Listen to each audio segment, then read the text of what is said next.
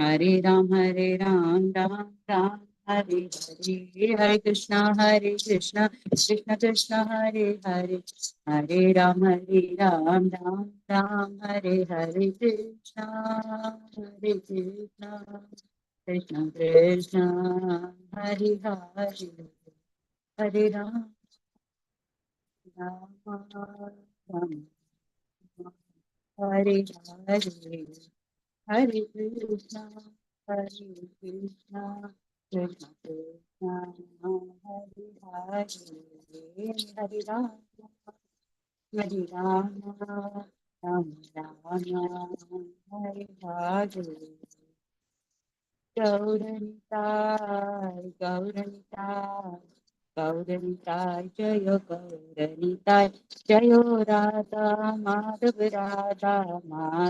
राधे राधे, जय राधा श्याम सुंदर राधा श्याम सुंदर राधे राधे, जय राधे जय राधे जय राधे, जय श्री राधे, जय जय प्रभुपाद प्रभुपाद प्रभुपाद, जय जय प्रभुपाद, जय जय गुरुदेव गुरुदेव गुरुदेव, जय जय गुरुदेव, Hi, Gaura Hari Bol, Gaura Hari Bol, Bol, Bol.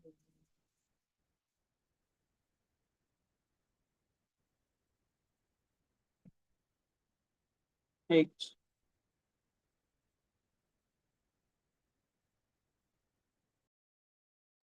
Thank you so much, Sindhu Mataji, for lovely Kirtan. Hare Hare, Hare Krishna. Hare Krishna, Welcome. Mataji, pranam.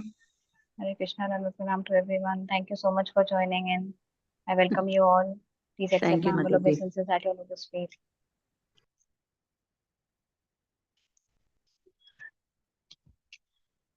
Okay, so let us begin. Now every Saturday we'll have this short kirtan, just like Sindhu Mataji did today. So everyone can do.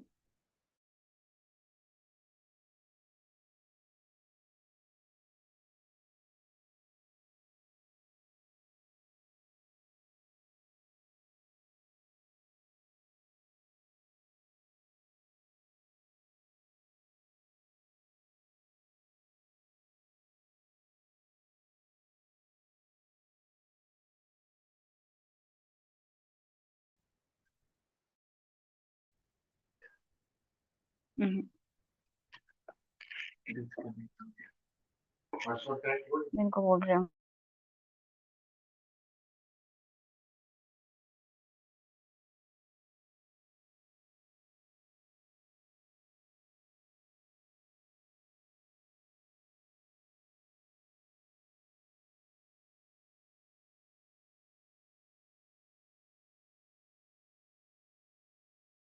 Hare Krishna, everyone. Am I audible?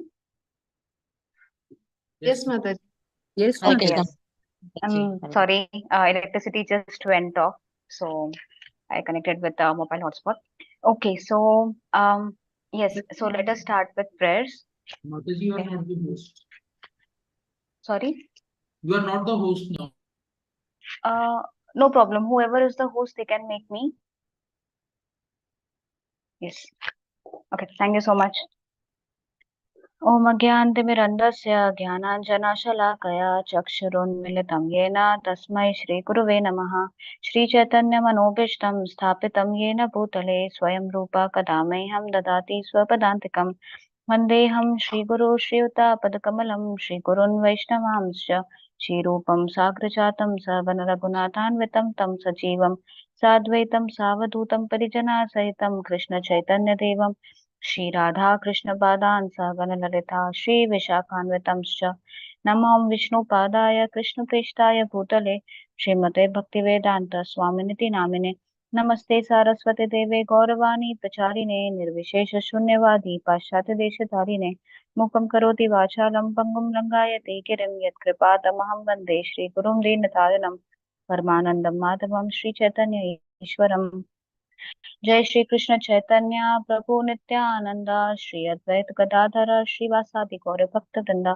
Hare Krishna, Krishna Krishna, Hare Hare, Hare Rama, Rama Rama, Hare Hare. Srila Prabhupada ki jai, Bhagavad Gita ki jai. Thank you so much, everyone, for joining in. Let me quickly share my screen. So we were on last class we had a quiz, and before that we were on chapter 2, verse 31 till 33 we covered. So anyone remembers on what all we discussed? Anyone would like to give a very short um, revision of what has been covered? 22.31 to 33.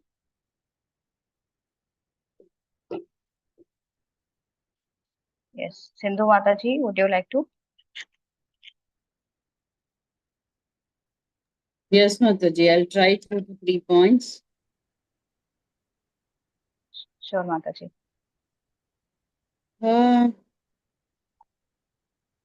Here actually Krishna tells Arjuna that the specific duty as a Kshatriya, so you must fight, So he starts saying that, and because it's a Swadharma, right? So we have to not think on the bodily plane, and you have to do that, and then and also he explains that Kshatriyas, what is the duty, like you have to protect the citizens from all the difficulties and all that. So that, and then the coming verses, yeah,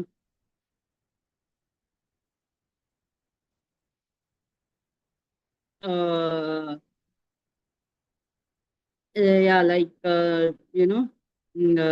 like Krishna is acting both as a friend and philosopher to Arjuna. So he says that people will call you a coward and all that if you just refrain, So you have to you have to fight, like for a respectable man, the fame is worse than death. So you should not fear for anything, So like that he says. So there's a final judgment of Lord to Arjuna. So, and then last 36 verse, he also tells that yeah, like as I said, honor is very important, and your enemies will tell you in all unkind words, and they will just defame you and all that. So Right, exactly. So initially, yes, thank you so much, Mataji. So initially, Krishna is trying to, Krishna gave the Sankhya Yoga, the knowledge of the soul, to Arjuna, in the verses from 2.11 till 2.30. And now he's trying to give him the answer for his second and third reason. Third reason only one verse, but second reason mostly. Anyone remembers the 5 reasons of Arjuna, of why he doesn't want to fight?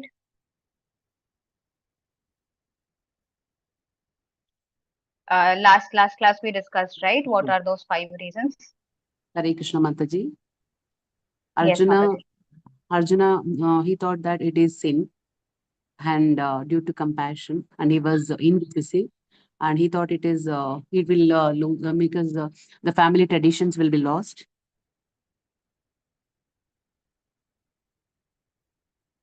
Hare Krishna. Mataji, is that the acronym which you gave, the CESDI?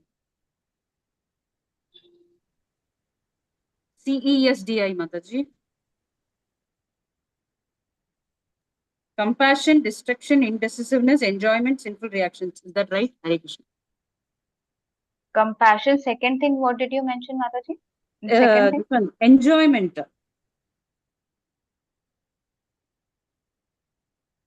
No enjoyment in victory, I've written here. That's what I've written.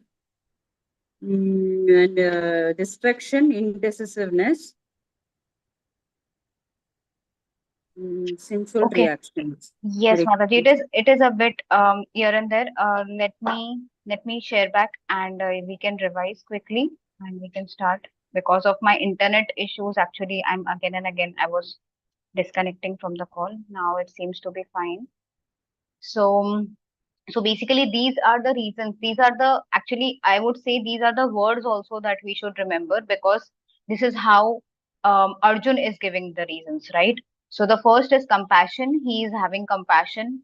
He's bewildered basically on how he could kill his own relatives, and for that Krishna is answering the question by giving the knowledge of the soul, and he's giving all the characteristics of the soul, that how, when while you're killing this particular relative of yours, you are not killing them, actually you are just killing the body, because the soul is indestructible. And in various ways Krishna gives this knowledge of Sankhya Yoga. Then foreseeing no enjoyment in victory. So basically what Arjun was saying is, even if I win, with whom would I enjoy, because there would be no one. So that is why he was basically he's saying that, okay, even if I win, then also there is misery. If I lose, then also there is misery, because I will die myself. So then why should I fight? So for that, Krishna is giving the answers from 2.31 to 37. And the third reason, that I will get sinful reaction because I'm killing my own kinsmen. So I will get sinful reaction. This was Arjun's third reason. So this is being defeated in 2.33 and then from after 2.38 onwards. So this is how the Arjun's reason should be remembered. I guess last time Rohini Mataji gave a nice acronym to this. I guess CESDI, something like that, right? Rohini No. Mataji? Yeah, Mataji, No. CESDI. Yes, so in that way, if you just remember these acronyms, probably you would be able to remember these reasons in the right order, as well as what do they really mean, right? So we covered 2.31 till 33 in the last to last class. Last class we were having a quiz. It was basically to understand more on what are the internal ways of understanding all the verses that we have covered, especially in second chapter. So now, just a quick revision on 31 to 33. So basically, first 31, what Krishna is saying is, because you are a Kshatriya, it is your duty. So the best engagement for a Kshatriya, as per his Kshatriya duty, is to fight on religious principles without hesitation. So this is one way Krishna is trying to encourage Arjuna.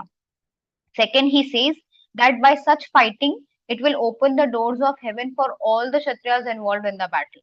So, not even just the people who are dying, they will attain heaven, but even the people who are winning, they will be getting a unrivaled kingdom, right? So, this but even if the person who is dying, he is not at all in a loss, because from the condition he is in right now, he is going to get a higher dimension, right? So he's going to get a higher body, higher way.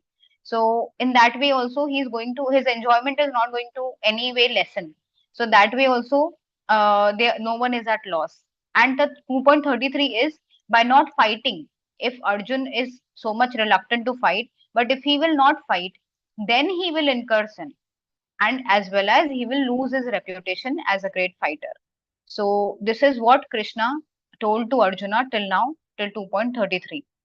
So this is what we covered in 2.33, that exactly opposite is going to happen. Arjun is saying that if I kill my relatives, then I will get sin. Like I will be overcome by sin. Papam eva shreya dasman. Papam. Sin will overcome us. This is what Arjun is saying if I kill them. But what Krishna is saying is, if you do not kill, and if you do not follow your duty of a Kshatriya, of protecting people on the righteous way, then you will incur sin. Because then what you are doing is you are not following your Swadharma. So this is, and this will also lead to destruction of your name and fame, right, as a fighter. And we also discussed that how can we actually apply this particular words practically in our life is that if we are not doing devotional service, then by default, we are actually committing sin, right? And anyone remembers what was the example that we discussed on this?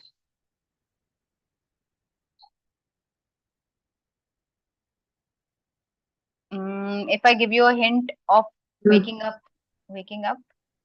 How to practically apply? Okay. No. We gave an example here for this one, Mataji, that if you are not performing your devotional activities dutifully, then naturally you are committing sin. So how can we understand this particular statement? If someone questions that, okay, by this statement you mean that if someone is not doing bhakti yoga, if someone is not following the devotional practices, then do you say that that particular person is sinful, that person is committing sins? How can you say that? There are people who are very righteous, there are people who are very honest, There are people who are very duty bound. They work very hard. So are they also committing sins if they are not into bhakti? So how can you answer this question? This we discussed in the Mataji, like whatever activity we do, if we don't surrender our results to Krishna, then it is a bondage. Otherwise, if we keep Krishna in the center and do everything, it is not sinful. I mean, it doesn't have any okay. reaction. So why should we keep Krishna in center?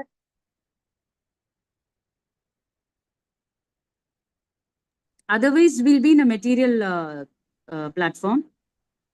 I mean, otherwise. But you mean to what say that happens- Krishna should be the real enjoyer, right? We should not be the Yeah, real enjoyers. So why Krishna is the real enjoyer? How Krishna is the real enjoyer?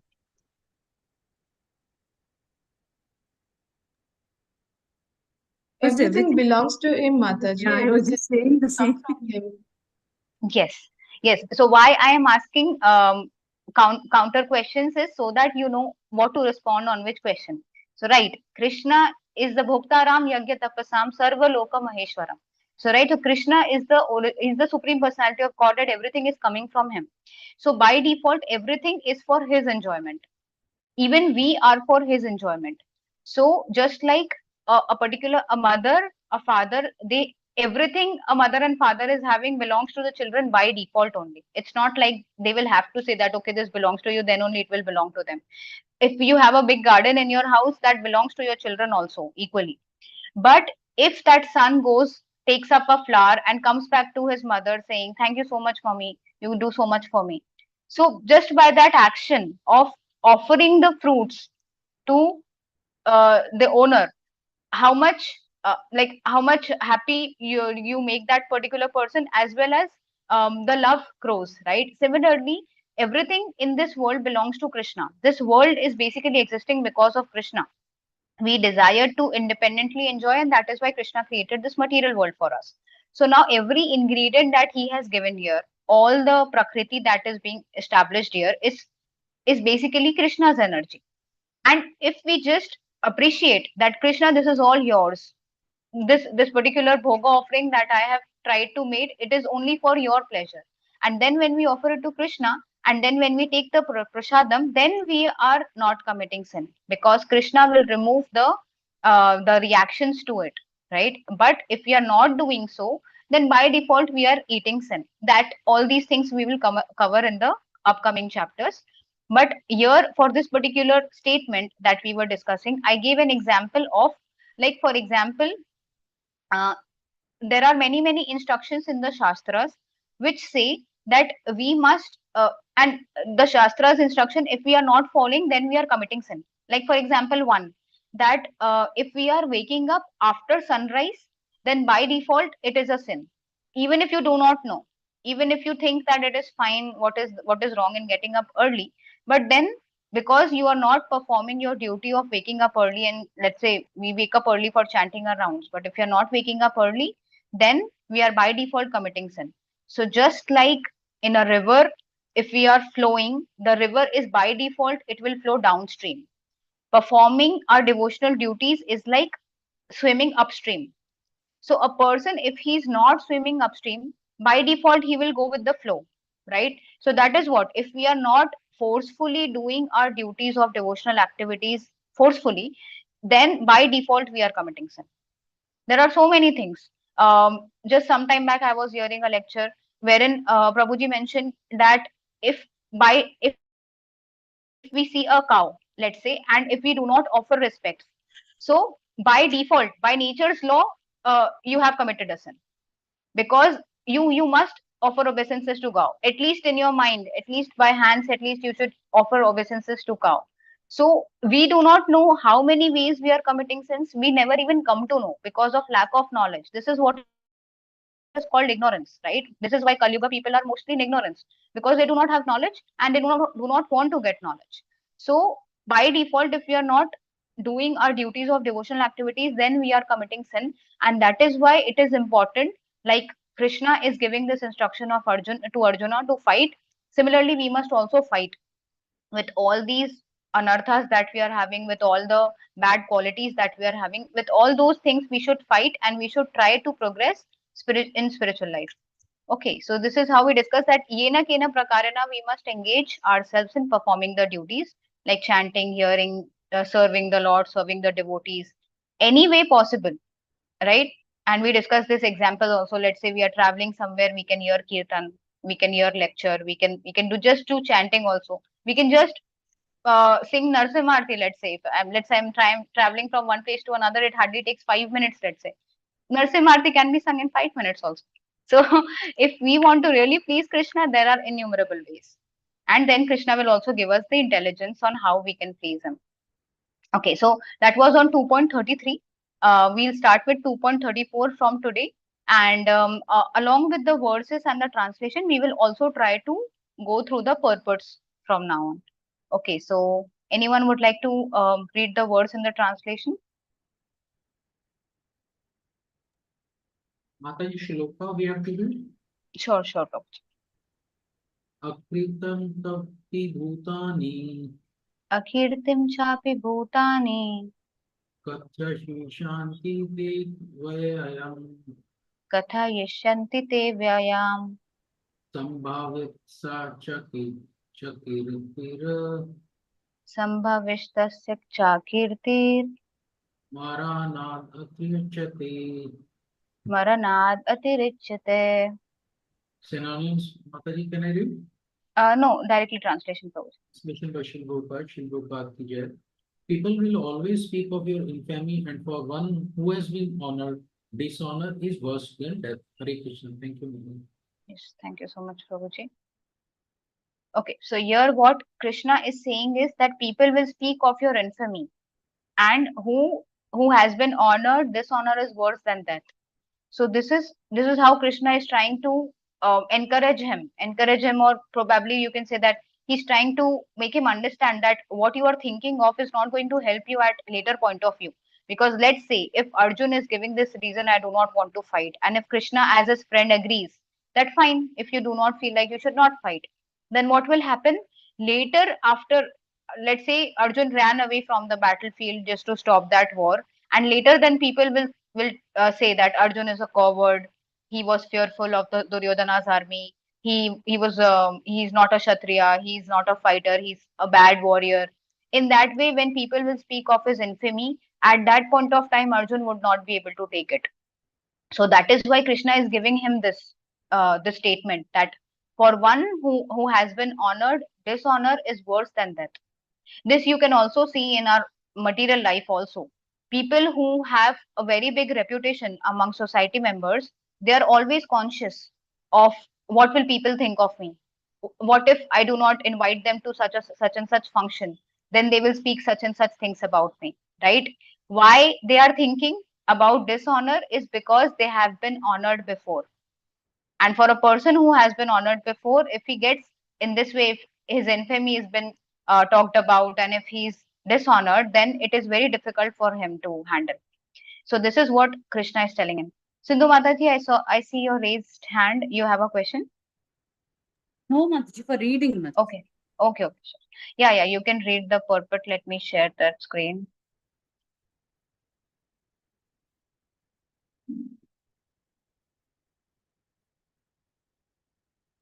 Yes, 2.34. Yes, Mataji. Purport, Mataji. Yes, purport. Okay, but I'm not able to. Okay, I'll read from the book, Mataji. Purport is not visible. 2.34. Is it not visible? No. Okay, let me share that.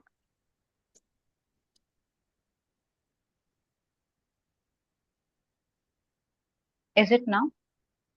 Yeah, yes, Mataji.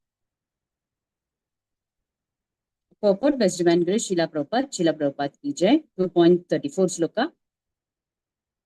Both as a friend and philosopher to Arjuna, Lord Krishna now gives his final judgment regarding Arjuna's refusal to fight.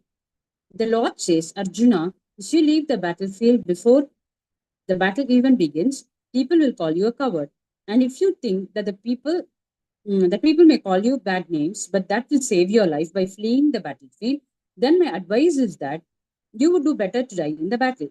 For a respectable man like you, ill fame is worse than death. So you should not flee for fear of your life. Better to die in the battle. That will save you from the ill fame of misusing my friendship and from losing your prestige in society. So the final judgment of the Lord was for Arjuna to die in the battle and not withdraw. Hare Krishna. Yes, thank you so much, Mataji. So here we see that, right? There is an internal dialogue that is happening between Arjun and Krishna, which the acharyas give in the commentaries. So we have that. Yes. So basically, what Krishna is saying that the battle has not even started, and you are running away now itself.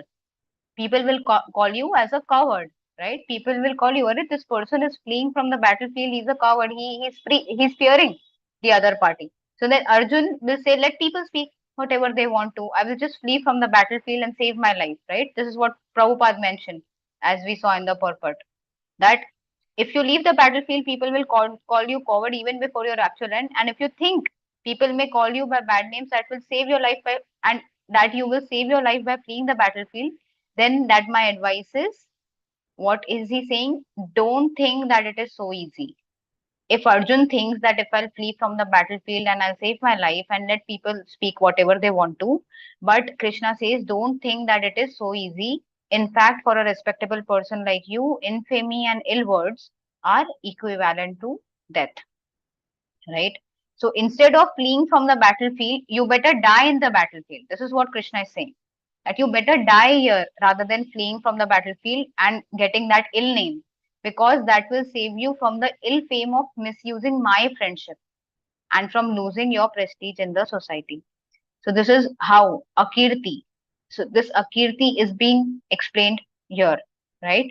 And we see that in our real life also, that there are many problems that come upon us, that actually propel us to leave our duties, right? They impel us to leave our duty. But when we follow our duties, when we follow our dharma of doing devotional service, even if there are many obstacles, people are obstructing us, people are calling us by bad names, oh, these Hare Krishnas, they just know dancing, they don't know anything else.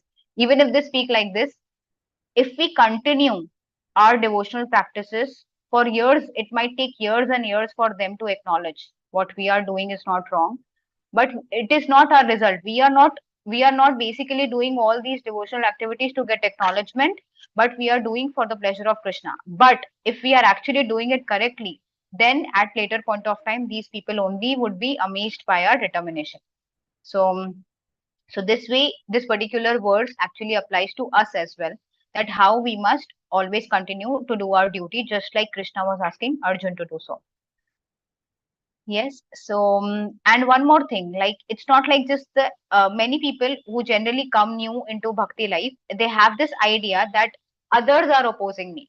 I am trying to do so much of bhakti, but people are opposing me. And look, Mataji, that particular person, this particular member, right? They are saying this, they are saying that, they are dishonoring me. In that way, we think. But later, when we actually try to move ahead in spiritual life, we see it's not just the others who are obstructing us from spiritually progressing. Even our own mind also drags us towards sense gratification. It also makes us remember the past activities and either lament over it or become fearful of the future things based on the current issues that we are having. So all these type of obstructions, even our mind creates for us. Based on that also, we are not able to progress so smoothly in spiritual life. So for that also we also have to fight with our mind, making it understand that all these things are temporary. I must chant my rounds first, I must hear the lecture, whatever things comes in front of us, we must know, we must be able to intelligently decide that okay, whether it is actually good for me or whether it is just my mind's trick to block me from spiritually progressing. So that way this particular verse applies practically in our life as well. And like we all know that Jivera Swarup Hoy Krishnera Nitya Das. So it is our Swarup. It is our by default setting, we can say. It is our by default setting that we are the eternal servant of Krishna. And just like a fish cannot be happy when it is taken out of water, we can never be happy. We can never be happy if we are trying to serve our senses and we are not trying to serve Krishna. And if we are trying to serve Krishna, then we get the highest happiness. So for that, if a servant of Krishna, if we know that I'm a servant of Krishna, I should serve Krishna in any condition of life. That is the meaning of serving, right? So this is what we understand from 2.34. Okay, so moving ahead on 2.35 and 36, here Krishna is telling Arjun on the criticism he would get. Okay, yes, someone would like to read the translation and words and the translation. I see many new people today. Thank you so much for joining. Any one of you would like to unmute and read the verses?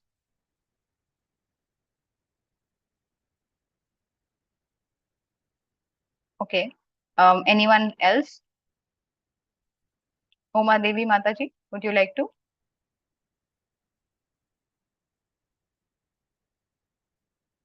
Okay, let me do it. Bhayadranad uparatam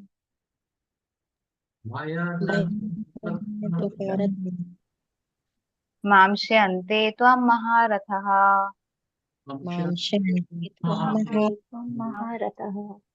yesham cha tvam bahumato bhutva yashyasi laghavam.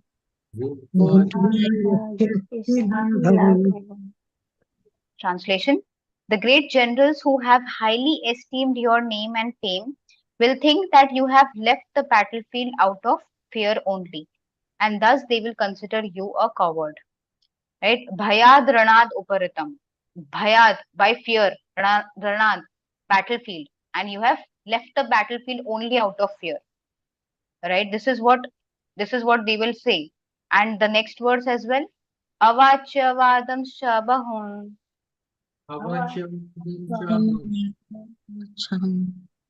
Vadishyanti tada tavahitaha.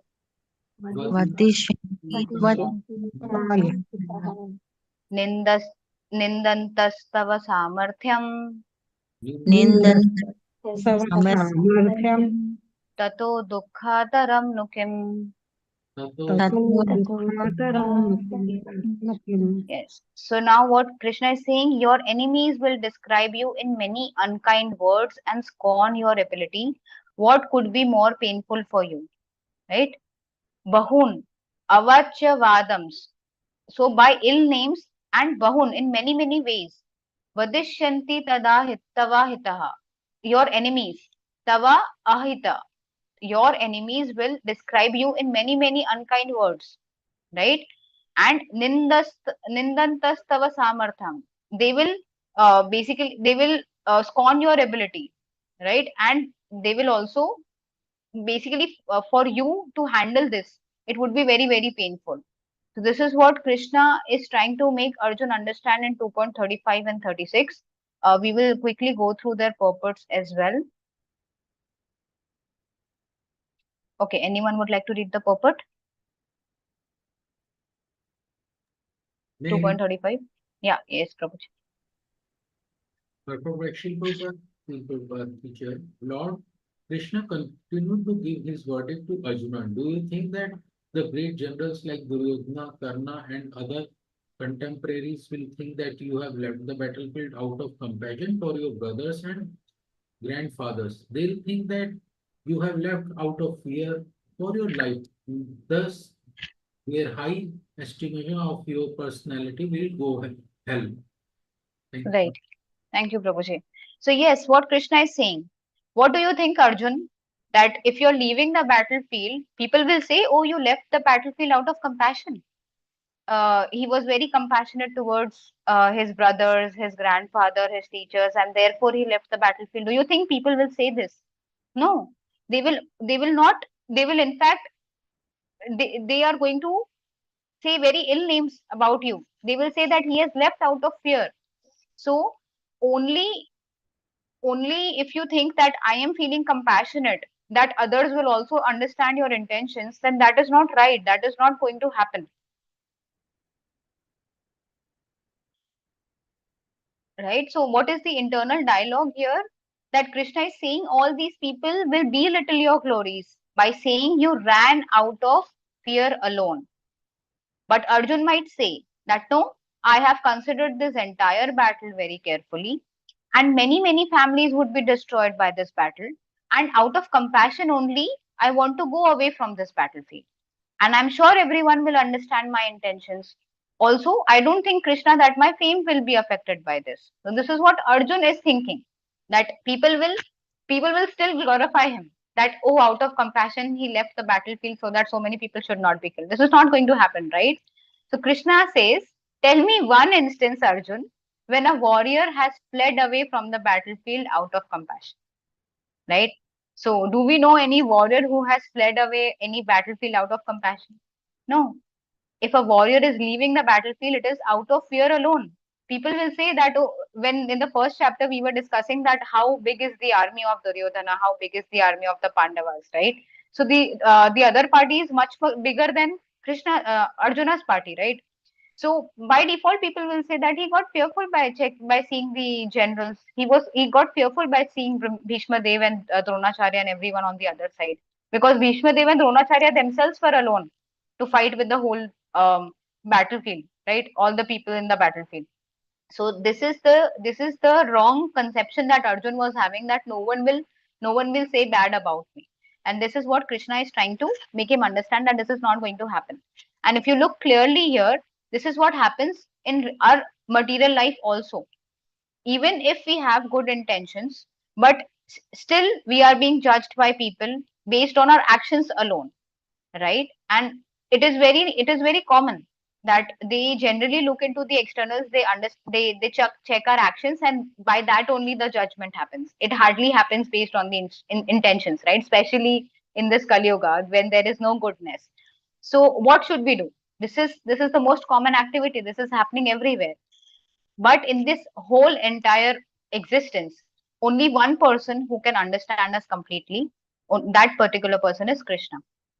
Right, in 18.61 also he says. So we are spending so much of time with people around us to build nice relationship who hardly understand us, right?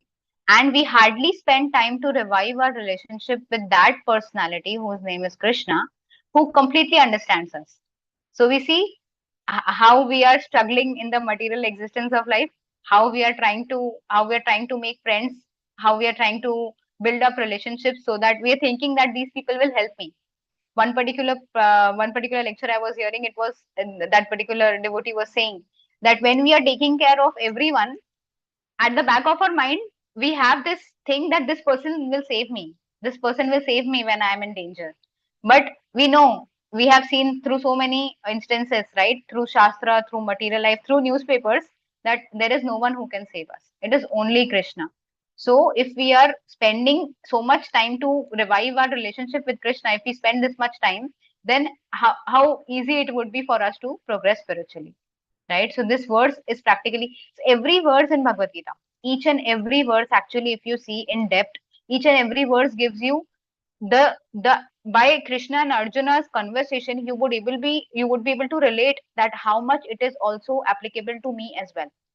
It's not just for Arjun, but Bhagavad Gita is actually for me.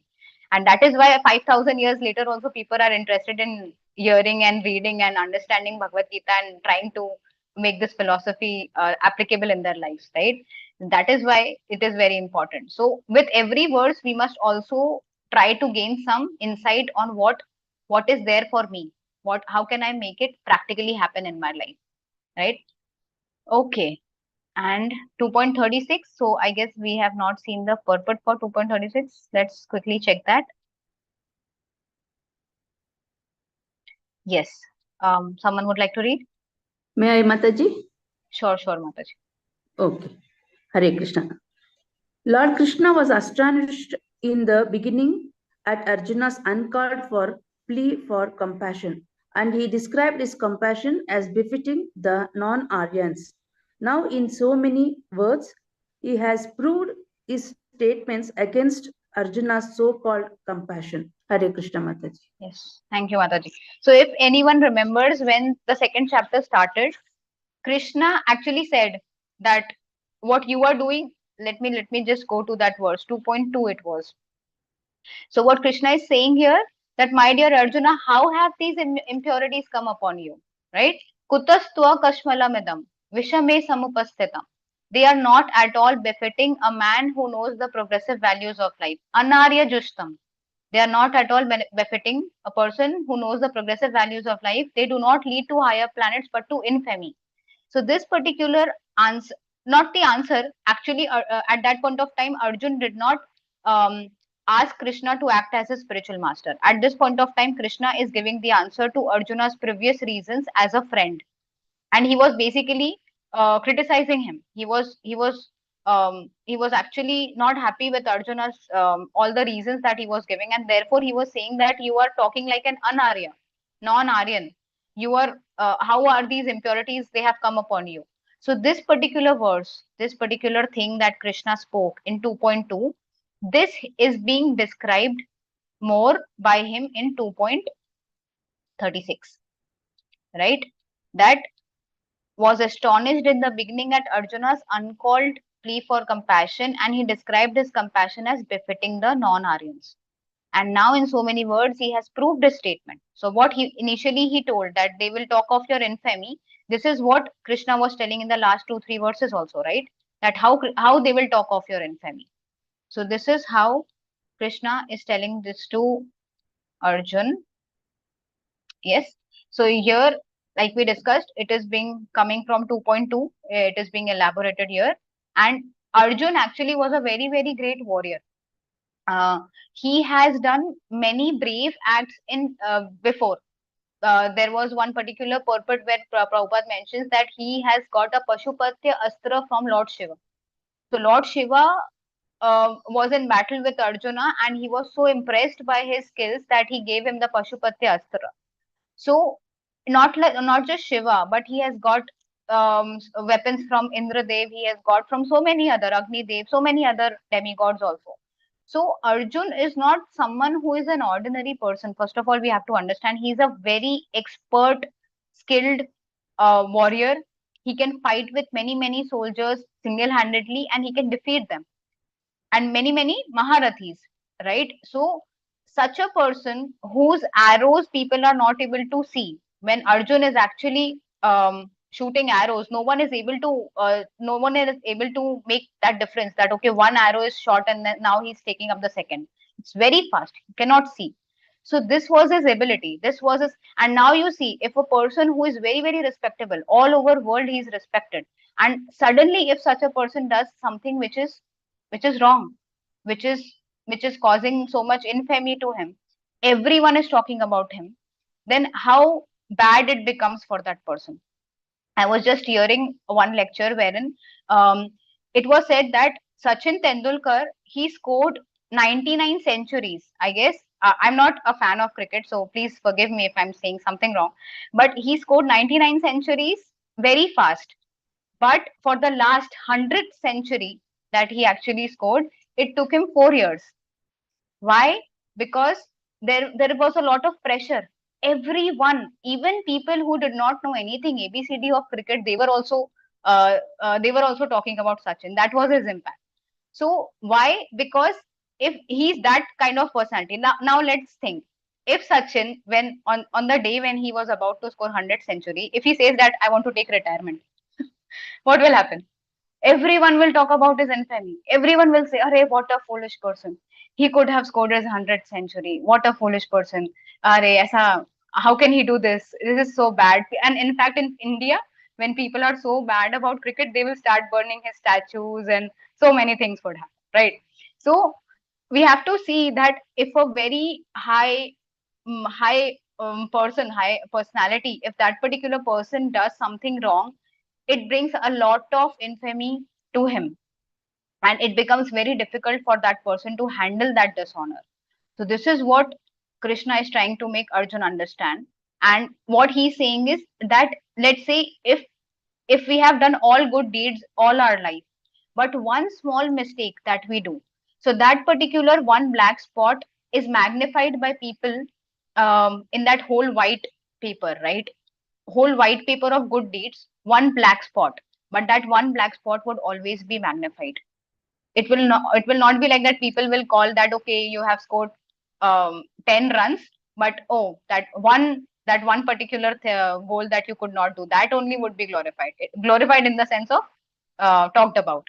So in that way, it is very common that people are by default, they are used to fault finding. And this is also very normal in our society. So for us to be very stable and blissful in our life, we have to stay strong internally. And this can only be done when bhakti is performed very intensely, very strongly every day. By this words, we are trying to understand this principle, that just like here Krishna is again and again saying that people will call you by bad names, people will scorn your ability, people will talk infamy, bad words about you. What is basically Krishna trying to say? First of all, if when it comes to us, we must perform our duty, whether it we want it or we don't want it. If we are performing our duty, that is swadharma, then we'll be glorious. It would be, if we are able to succeed in our endeavor to spiritually progress, then we are super duper happy, we'll be back to godhead. But if we are, even if we are not successful, but if we tried, then also we are not at loss, right? When we are trying to follow bhakti, let's say, even if I die tomorrow and my bhakti is not completed, still I'm not in a loss. Next life I would get a birth in a devotee family where I'm able to get Krishna consciousness very soon in my life. Let's say from birth only I would be able to get Krishna consciousness. So if a person is in this bhakti process, he is never in a loss. The only thing required is we must not stop, we must not leave this path. And this is what is happening here also, that we must stay strong, whether we are being given any obstacles by externally or internally, whatever obstacles that might come, we must fight with them strongly, right? And then only we would be able to stay very stable and very strong internally as well. And those who are not practicing bhakti, so what happens to those? There are many people, right? We see that there are so many people who are not following bhakti, they are not interested also, they are also trying to make us, they are also trying to belittle us, that oh, what are you doing, what did you achieve by chanting for so many years, what did you achieve, right? But then those people who are not practicing bhakti, they should be ready, they should be ready to get disturbed by the waves of unkind words spoken by people all around. There are many instances when devotees were able to tolerate insults, criticism, blame, because their own bhakti process, their own chanting was very, very strong. Only if you are very strong in, and what I'm saying, it's, I know it's very tough because even I'm trying and it's not so easy, because we do get disturbed by others comments, we do get disturbed by unkind words from others, right? But we do get disturbed when someone blame us for what we have not done. But we must understand that the goal of bhakti makes us such a person that all these externals will not impact us. We would be happy and blissful. I would know that, okay, tomorrow I'm going to get up and chant Lord's name. I would be happy doing that. Let people say whatever they want. I would sleep peacefully because I know that I have to wake up early tomorrow. I will not go into arguments just because it will disturb my mind and then I will not be able to wake up tomorrow morning. And this is how a devotee lives. A devotee is actually seeing Krishna in all instances in his life. All the moments he knows that what is good for Krishna consciousness. Anukulasya sankalpa pratikulasya varjanam. Right? Bhakti Rasamrit Sindhu. Anukulasya sankalpa. Whatever is anukul, whatever is favorable for bhakti, that we will take it. And whatever is pratikulasya varjanam. Whatever is unfavorable, we will reject it. So a devotee is very intelligent in understanding the favorable and unfavorable things for his or her bhakti. Okay. So this is what we understand from this particular verse. And this 2.37 is the last verse of this section, 2.31 to 33, wherein Krishna is trying to encourage Arjun to fight. So let's look into this last verse and then we'll take some questions. Okay, someone would like to read the verse? Hare Krishna Mataji. Yes, please, Mataji. Hato va prapsyasi swargam Hato va prapsyasi swargam jitva va bhokshase mahim jitva va bhokshase mahim tasmad uttishta kaunteya tasmaduttishta kaunteya yuddhaya krita nishchayah. yuddhaya krita nishchayah. Translation also, Mataji? Yes. Yes, translation by Divine Grace Srila Prabhupada, Prabhupada ki jai. O son of Kunti, either you will be killed on the battlefield and attain the heavenly planets, or you will conquer and enjoy the earthly kingdom. Therefore, get up with determination and fight. Yes. Thank you so much, Mataji. Thank you, Mataji. So what Krishna is saying, Hato va prapshasi swargam. Even if you are killed, you will attain swarga. You will attain heavenly kingdom. Jitva va bhokshase mahim. If you win, then you would be able to enjoy the royal kingdom. Tasmat uttishta kaunteya. Therefore, get up, uttishta kaunteya, O Arjuna. Yuddhaya krita nishchaya. Yuddhaya, to fight. Krita nishchaya, with determination. Right? So this is what Krishna, he is giving his conclusion in this particular verse of from 2.31 till 37. We saw Krishna was giving many statements of why you should fight. People will call you by unkind words. People will scorn your ability. Right? So many things Krishna spoke till now. If even if you win, you will get heavenly kingdom. If you die, you would be if you die, you will get heavenly kingdom. If you win, you will enjoy the royal happiness. So many things Krishna spoke by now. And at the end, now he's giving the conclusion that you must get up and fight with determination. Okay, so let's read the purport quickly. Okay, so it's just one line. I will only read it. Even though there was no certainty of victory for Arjuna's side, he still had to fight. For even being killed there, he could be elevated into the heavenly planets. So if we see the Kshatriyas, they have a duty. They cannot say no to a challenge which comes in front of them, whether it is a gambling match or it is a battlefield and they are being challenged to fight. They must fight. This is the duty of a Kshatriya. So here it is a religious war, and even though he's on a weaker side in terms of the army capability, Duryodhana's side had 11 Akshavani Sena and Arjun had 7 Akshavani Sena. So it's the Akshani Sena, one Akshani has it has a particular number of so many elephants, so many horses, so many walking soldiers, so many Maharathis. There is a list of numbers for one Akshavani Sena. In that way, Duryodhana's side had 11 Akshavani Sena and Arjun's side had 7 Akshani Sena. So even though from the materialistic point of view, in the other way, if we see they had Bhishma, they have Drona. So in that way, there were many reasons that Arjuna's side was weaker than the Duryodhana's side. But still he should fight. He should fight without thinking of the results because it is his duty of a Kshatriya. And if we go ahead in the slide. So why Krishna is saying all this? First of all, why Krishna is giving all these reasons? That you must fight at least to get the heavenly kingdom. You must fight because it is your swadharma. You must fight because otherwise people will talk about your infamy. All these reasons Krishna is saying. Why? Because Arjuna himself said earlier that victory is uncertain. Then why are you encouraging me to fight? You're getting it? Krishna is basically answering Arjuna's statements only. We can see every statement of Arjun, Krishna is answering.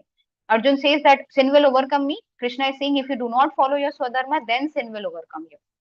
Arjun is saying that if the victory is uncertain, then why are you encouraging me to fight? So Krishna is saying that you must fight because that is the Arjuna's Kshatriya dharma, right? He cannot refuse to fight. And when Arjun is saying that there will be only misery because of this fight, how come? If I win, I cannot enjoy with the people because those people are dead. All others are dead in the kingdom. So how would I enjoy the royal kingdom? This is enjoyment, right? This was the Arjuna's second reason, foreseeing no enjoyment. So he's saying that I won't be enjoy even if I win, and if I die, then also misery because I died. And for this, Krishna is giving that you will get swarga. What is the misery? And if you win, then you get unrivaled earthly kingdom. You rule it based on religious principles. So where is the misery? There is no misery at all. And that is why Krishna is saying fight with determination. And this particular thing, this is a very nice concept which Prabhupada has told in one of his lectures, and that I have written it here. So if any one of you can read it, this duty of Kshatriya. Hare Krishna Mataji. Yes, Mataji. Duty of Kshatriya is to fight for dharma. Srila Prabhupada says, for a fighter, for a Kshatriya to fight in the battle is equal to either gain victory or die. No via media. Fight to the last point if you are able, then become victorious or die. No stoppage. All this fighting are meant, all this fighting were meant like that. According to the Vedic culture, the Kshatriyas, not the Brahmanas. The Brahmanas are not encouraged to fight or kill. No, they should remain always non-violent. Even there is required violence, a Brahmana will not kill personally. He will bring the matter to the Kshatriya, royal order. Just like Vishwamitra, Vishwamitra was being disturbed by some demons in the forest. They used to live in the forest. So Vishwamitra was able to kill such demon, many demons by his will. But he did not do so. He went to the Maharaja Dashratha, father of Lord Ramachandra, to request him that give your sons, Rama and Lakshmana, I will take them with me. They will kill that demon. The killing is there, but the Brahmana is not going to kill personally. Or the Vaishya is not meant for killing, neither the Shudras. Only the Kshatriyas. The Kshatriyas should be so trained up. Mataji, is this from the Vani quote side? Basically, there is a particular site wherein Prabhupada's lectures transcriptions are there. So I hear Prabhupada's lectures, and whatever point I feel that it must be included, then I get it from those transcriptions.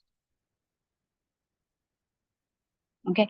So yes. So what Prabhupada is trying to explain here is that in earlier times, when people were following Varnashram, they would not leave their dharma. Like, for example, he told Vishwamitra was such a Brahman that he could easily have killed those demons by his yogic power. But what did he do? He did not kill them personally. He went to Dashrath Maharaj to ask for his sons, because they are Kshatriyas, they will kill the demon.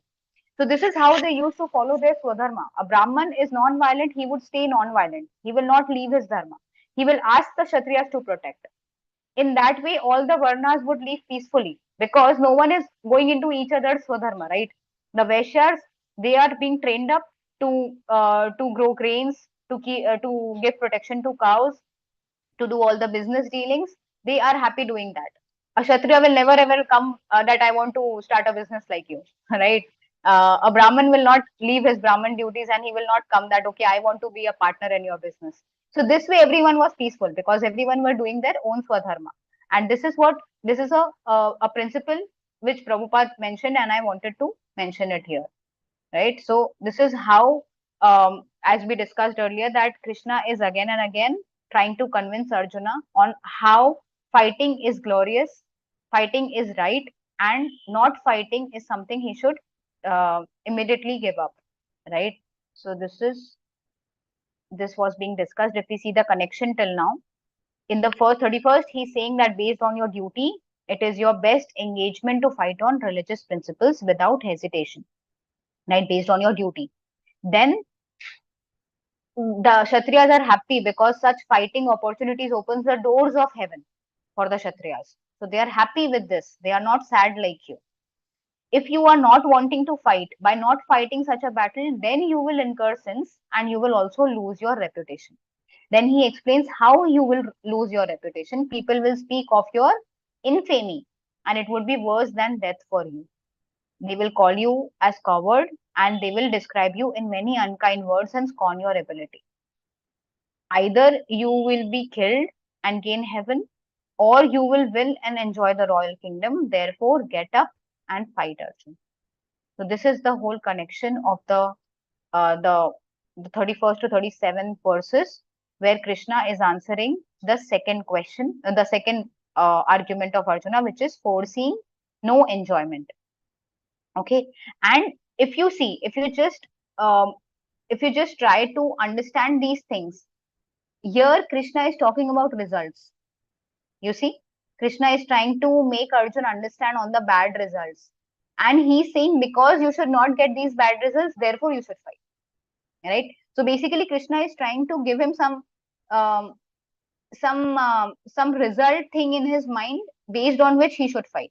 But actually, we see in general sense also, we are more attracted to things where we are not attached to the results. By all these things, basically, what do you think? Arjun is attached to the result, that if you are infamous, then you would be unhappy. If people are calling you by ill names, you would be unhappy. If you're not getting swarga, then you would be unhappy. So all these are result based things that Krishna is giving in 31 to 37. This particular thing is called Sakam Karma Yoga. We will understand yoga ladder in the next class, wherein we will understand what is karma kand. Karma kand, then we have Sakam Karma Yoga, Nishkam Karma Yoga, then all the other Gyan Yoga, Dhyan Yoga, Bhakti Yoga, everything, right? So that yoga ladder we will understand in the next class. But before that, at this point of time, we just understand that this 31 to 37 is Sakam Karma Yoga, is what Krishna is explaining. From 38 onwards, Krishna will level up. He will pull the level one step above to Nishkam Karma Yoga. And he will explain how can we work without getting attached to results. This is also known as the art of work, right? So this particular 38, the 38th verse also is very important, and later also the whole section is also very important. So I hope it was clear to everyone. I'll just take a pause and I would like to have any questions, comments, anything anyone would like to share.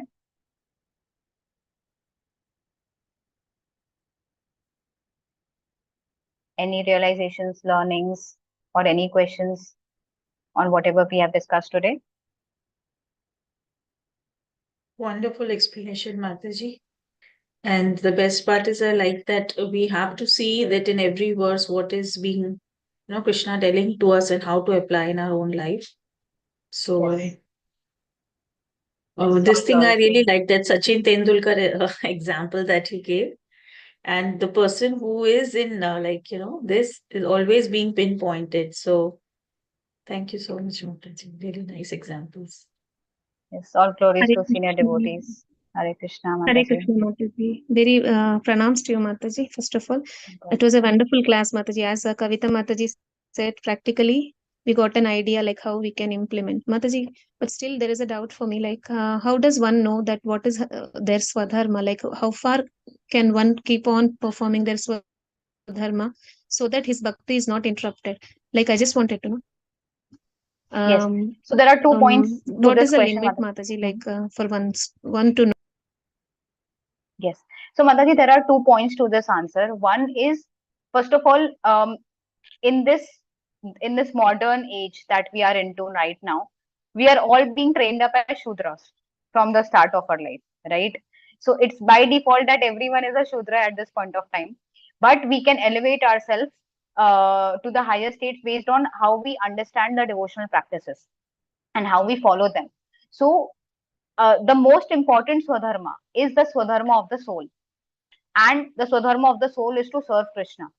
So if we just follow these Prabhupada's practical instructions of chanting every day, hearing, reading, being in the association of devotees, right? And performing, like for example, there is Ekadashi. So performing Ekadashi with all our faith, with all our commitment, right? So when we are following the instructions of the acharyas, then we are able to actually follow our Swadharma also Hare very Krishna, Mataji. easily. Hare Krishna. Yeah.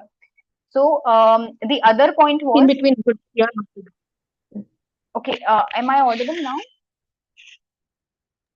Yes, It was Mataji. fine on my side, Mataji.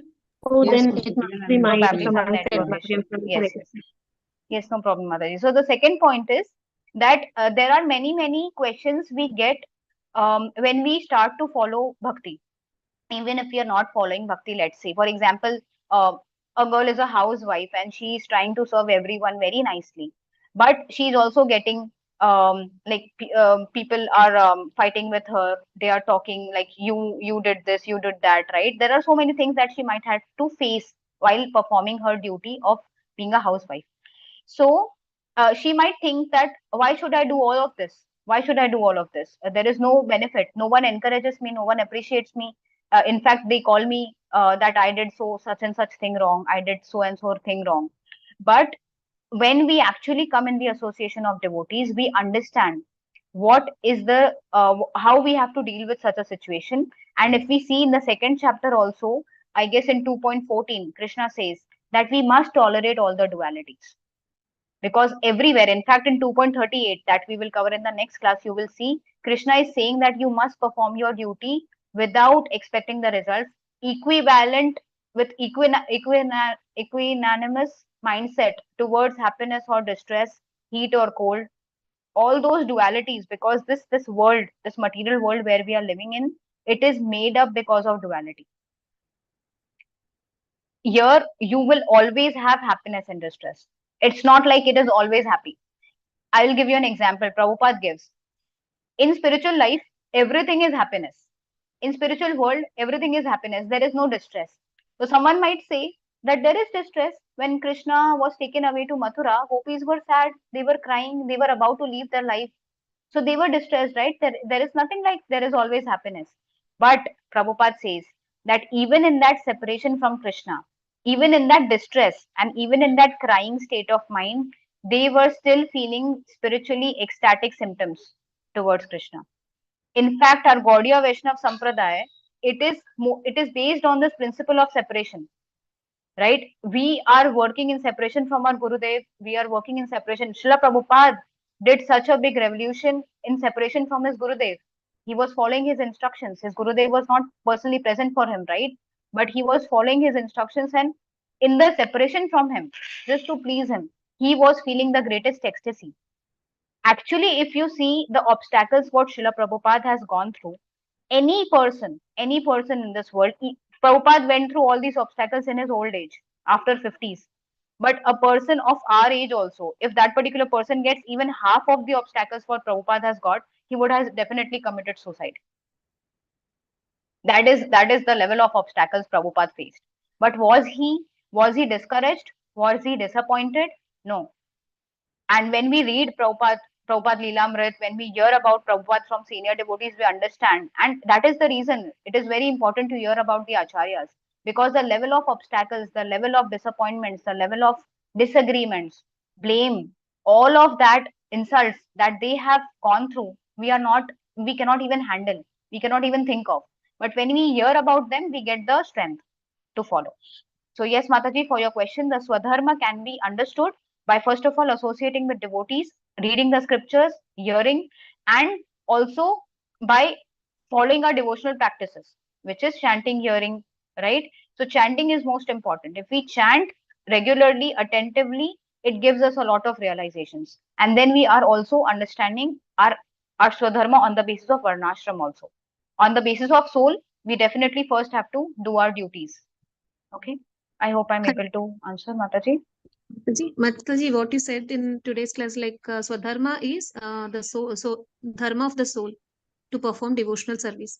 But Arjuna, being the devotee of the Lord, he was already doing the bhakti. I mean, Yes. he was Yes. already. So, yes. You can complete your question first.